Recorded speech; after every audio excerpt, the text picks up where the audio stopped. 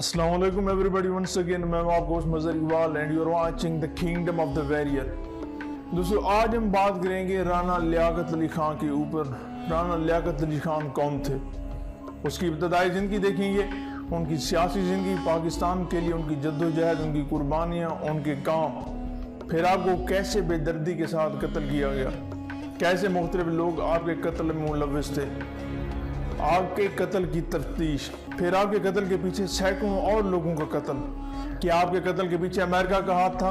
दोस्तों जब राना लियाकत अली खान जो मुल्क के वजीर आज़म थे उन पर हमला हुआ तो उस वक्त फौज के सरबराह अयूब खान लंदन के हस्पताल में थे। इन तमाम बातों का जवाब देखते हैं इस वीडियो में। वीडियो पर आगे बढ़ने से कबल चैनल पर नए आने वाले दोस्तों से गुजारिश है हमारे चैनल को सब्सक्राइब कर, साथ में बेल आइकन को भी प्रेस कर दें। Watch for more informative video like this. So let's start this video without any delay.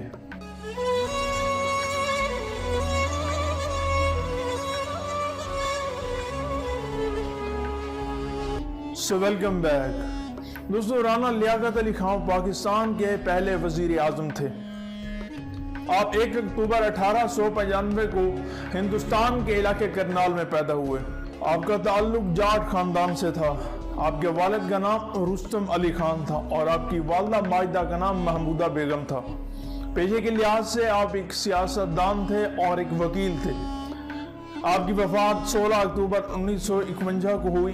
Rawalpindi में लियाकत बाग के अंदर आपको कत्ल किया गया और आपका मज़ार जो है ना कायद के मज़ार के साथ है। आप कराची में मदफन हैं। जब आप पाकिस्तान के वज़ीर आज़म बने 1947 से लेकर 1941 तक, उस वक्त कायद आज़म मोहम्मद अली जिन्ना पाकिस्तान के गवर्नर जनरल थे।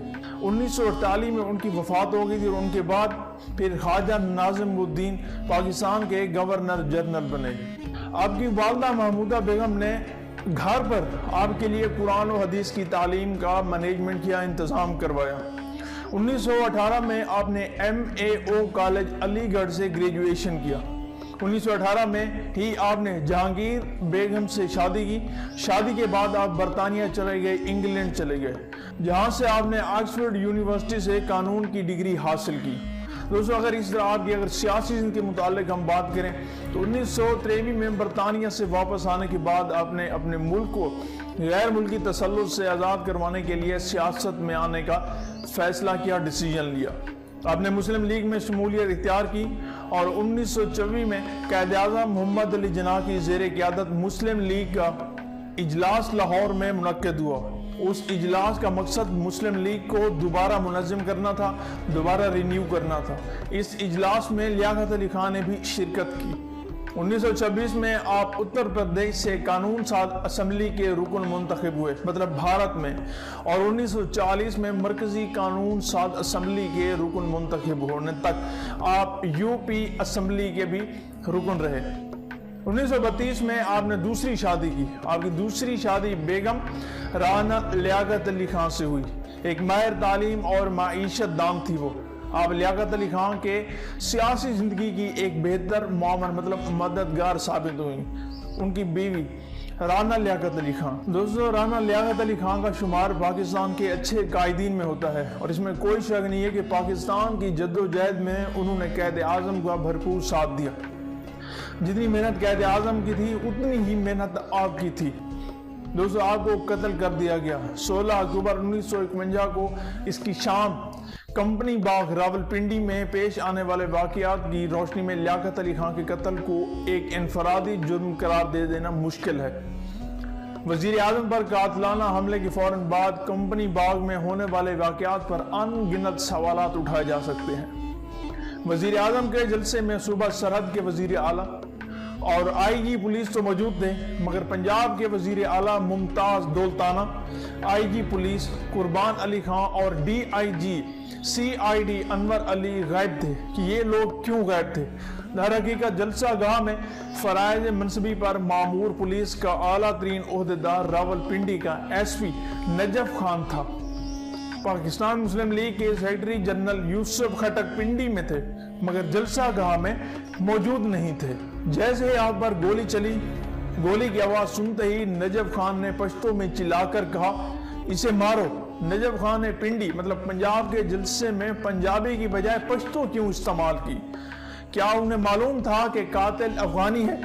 ان کے حکم پر سید اکبر کو ہلاک کرنے والا انسپیکٹر محمد شاہی پشتو بولنے والا تھا، مطلب جس بندے نے آپ پر اٹیک کیا اس کا نام سید اکبر تھا۔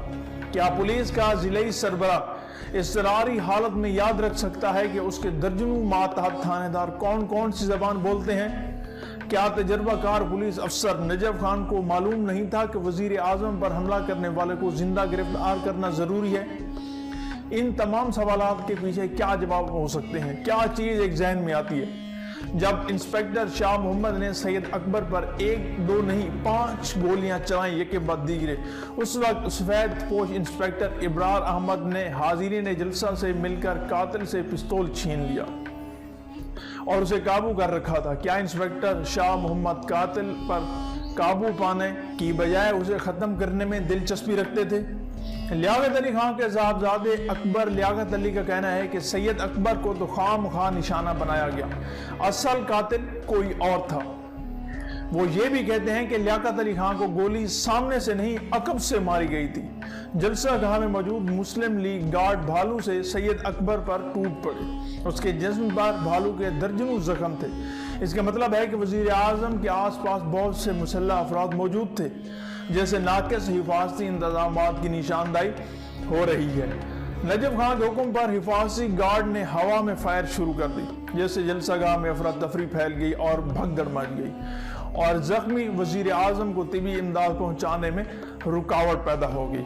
اس ہوائی فائرنگ کا مقصد واضح دیکھا جا سکتا ہے کہ کیا مقصد تھا۔ ایس پی نجف خان نے انکوائری کمیشن کو بتایا کہ انہوں نے اپنے ماتحتوں کو ہوائی فائرنگ کرنے کا حکم نہیں دیا، بلکہ ایس پی نے اپنے ماتحتوں سے جواب طلب کر لی۔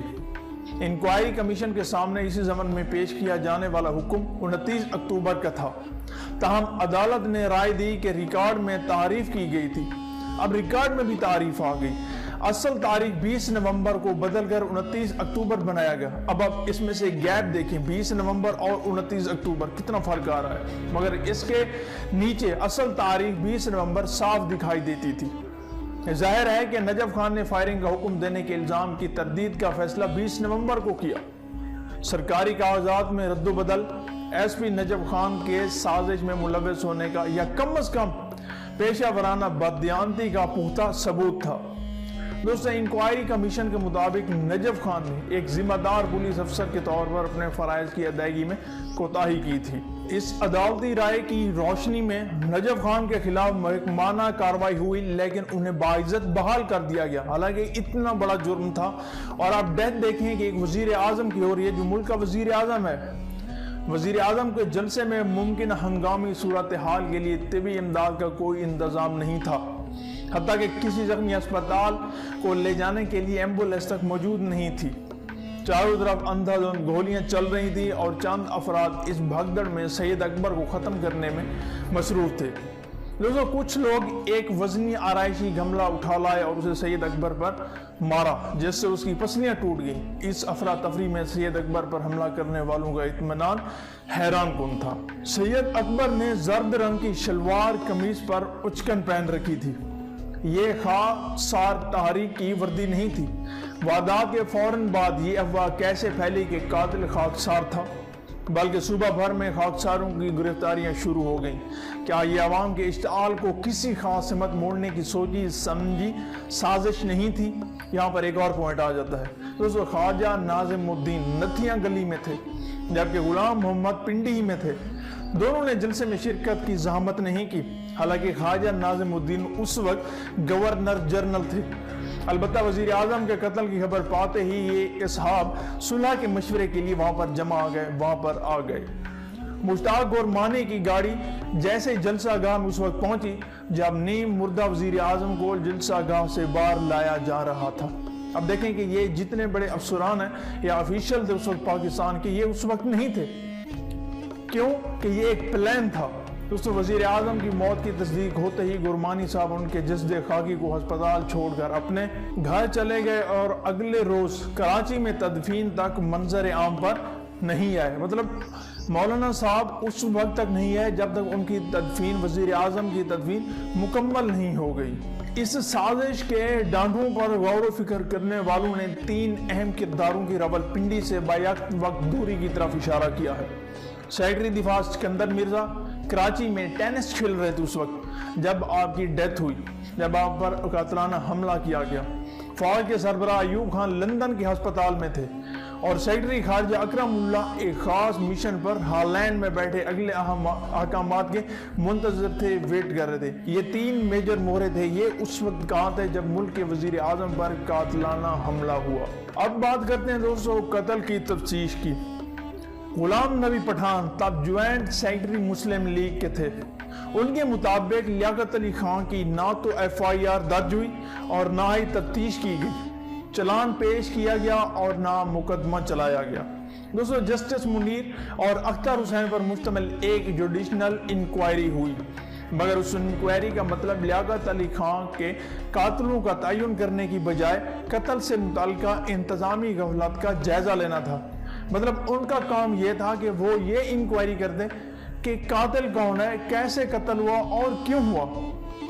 الٹا وہ اس کام میں لگ گئے کہ انتظامات جو تھے وہ کیوں غلط تھے۔ دوستو بیگم لیاقت علی خان کے مطابق کمیشن کا تقرر حکومت کی دانستہ یا نادانستہ غلطی تھی۔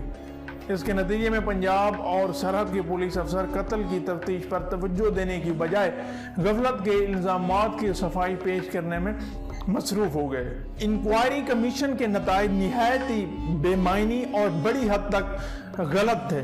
مثال کے طور پر فرسٹ کے ہم اگر بات کریں، ہم بیان کردہ واقعات کی بنا پر کوئی نتیجہ اخذ نہیں کر سکتے۔ معاملہ زیر تفتیش ہے، تحقیقات کرنے والے افسر کئی نظریات پر غور و فکر کر رہے ہیں۔ دوسرا، اس زمن میں 3 سازشوں کا سراغ مل رہا ہے، جن میں سے 2 کا ایک دوسرے سے تعلق ہے اور تیسرے کی متعلق مرکزی اور صوبائی حکومتوں کے درمیان میں خط و کتابت ہو رہی ہے۔ ہم نے ان سازشوں کی تفصیل بتانے سے گریز کیا ہے کیونکہ ان کا انکشاف مفاد عامہ میں نہیں ہے۔ تیسرا، سید اکبر کا کسی سازش سے تعلق معلوم نہیں ہو سکا۔ بہرحال ایک قابل پولیس افسر مصروف تفتیش ہے۔ ہمارا خیال ہے کہ 1 یا 2 سازشوں سے سید اکبر کا تعلق کا پتہ مل جائے گا، اور آخر پر اگر سید اکبر زندہ مل جاتا تو ہمیں یقین تھا کہ ہم ایسے بھیانک جرم کے سازشیوں کا اتا پتہ معلوم کرنے میں کامیاب ہو جاتے۔ سید اکبر کی موت کے متعلق پولیس رپورٹ میں سب انسپیکٹر محمد شاہ کی فائرنگ کا کوئی ذکر نہیں کیا گیا۔ اس چشم پوشی کا مقصد پولیس کی غفلت یا ملی بھگت پر پردہ ڈالنا تھا۔ یہ تمام جو جوابات تھے، یہ تمام جو پوائنٹ تھے، انکوائری کمیشن نے بتایا۔ حالانکہ یہ چیزیں معلوم کرنے کی نہیں تھی۔ معلوم کرنے کی اصل وجہ یہ تھی کہ وہ قاتل کہاں سے آیا، وہ کون تھا، اس کا تعلق کس سے تھا، اور اس کو پولیس انسپیکٹر نے محمد شاہ نے کیوں گولیاں ماری تھی۔ دوستو یہ تمام کیس کو ایک مرتبہ بند کر دیا گیا اور اس کو ختم کر دیا گیا۔ دوستو امید کرتا ہوں کہ آج کی ویڈیو آپ کو اچھی لگی ہوگی۔ اگر ویڈیو اچھی لگی تو ہمارے چینل کو سبسکرائب کر دیں، ساتھ لگے بیل آئیکن کو بھی پریس کر دیں۔ Watch for more informative video like this. ملتے ہیں ایک نئی ویڈیو میں، تب تک کے لیے اجازت دیجیے۔ اللہ حافظ۔